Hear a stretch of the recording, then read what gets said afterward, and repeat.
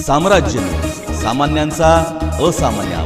उजनी भीमा नदी प्रदूषणावर लढा तीव्र करण्याचा सुराज्य अभियानाचा इशारा. राष्ट्रीय मानवाधिकार आयोगाची 3 स्मरणपत्रे. तर मग कृती अहवाल कधी? सोलापूर. उजनी जलाशय आणि भीमा नदीतील वाढते प्रदूषण हा लाखो नागरिकांच्या आरोग्य, पिण्याच्या पाण्याचा पुरवठा, शेती आणि पर्यावरणाशी संबंधित गंभीर प्रश्न बनल्याचा आरोप करत सुराज्य अभियानाने प्रशासनाच्या निष्क्रियतेवर तीव्र नाराजी व्यक्त केली आहे.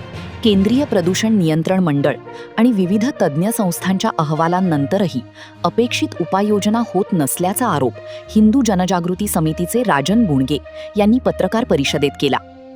उजनी जलाशय हा सोलापूरसह परिसरातील लाखो नागरिकांच्या पिण्याच्या पाण्याचा प्रमुख स्रोत आहे. मात्र प्रक्रिया न केलेले घरगुती व औद्योगिक सांडपाणी नदीत मिसळत असल्याने जलप्रदूषण गंभीर स्वरूप धारण करत असून त्याचा परिणाम नागरिकांच्या आरोग्यासह शेती, पशुधन आणि जैवविविधतेवर होत आहे. केंद्रीय प्रदूषण नियंत्रण मंडळाच्या 2025च्या अहवालाचा दाखला देत महाराष्ट्रातील 54 नदीपट्टे प्रदूषित असल्याचे अभियानाने सांगितले. भीमा नदीचा विठ्ठलवाडी ते टाकळी हा पट्टा प्रायोरिटी 2 या गंभीर प्रदूषण श्रेणीत असल्याने हा प्रश्न संपूर्ण राज्यासाठी चिंतेचा विषय ठरला आहे. सर्वोच्च न्यायालयाने 2017 मध्ये प्रक्रिया न केलेले सांडपाणी नदीत सोडण्यास बंदी घालत सर्व स्थानिक स्वराज्य संस्था आणि उद्योगांना आवश्यक शुद्धीकरण प्रकल्प उभारण्याचे निर्देश दिले होते. मात्र पुणे, पिंपरी चिंचवड आणि सोलापूर परिसरातून अद्यापही प्रक्रिया न केलेले सांडपाणी नदीत सोडले जात असल्याचा आरोप अभियानाने केला. तसेच राष्ट्रीय हरित लवादाच्या आदेशानुसार केवळ बीओडी नव्हे तर सीओडी, जड धातू आणि इतर विषारी घटकांच्या तपासणीची माहिती सार्वजनिक करण्याचीही मागणी करण्यात आली.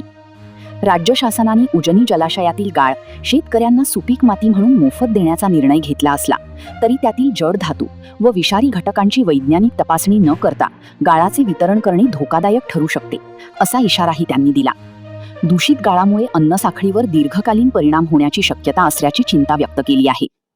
सुराज्य अभियानाने सुमारे 2000 पानांच्या कागदपत्रांसह राष्ट्रीय मानवाधिकार आयोगाकडे याचिका दाखल केली आहे. आयोगाने राज्याच्या आरोग्य विभाग आणि महाराष्ट्र प्रदूषण नियंत्रण मंडळाला कृती अहवाल सादर करण्याचे निर्देश दिले होते. मात्र आयोगाकडून 3 वेळा स्मरणपत्रे पाठवूनही अद्याप अहवाल सादर झालेला नसल्याचा आरोप अभियानाने केला. यावेळी सीपीसीबीच्या शिफारशींची तातडीने अंमलबजावणी, जलगुणवत्तेचा मूळ डेटा सार्वजनिक करणे, सर्व सांडपाण्यावर प्रक्रिया करणे, एसटीपीवर ऑनलाईन मॉनिटरिंग प्रणाली बसविणे, स्वतंत्र संस्थेमार्फत गाळाचे विषारीपण तपासणी, बाधित गावांतील नागरिकांच्या रक्तातील हेवी मेटल्सची तपासणी करणे आणि प्रदूषणासाठी जबाबदारांवर पोल्युटर पेस तत्वानुसार कारवाई करण्याची मागणी त्यांनी केली आहे. मागण्यांकडे दुर्लक्ष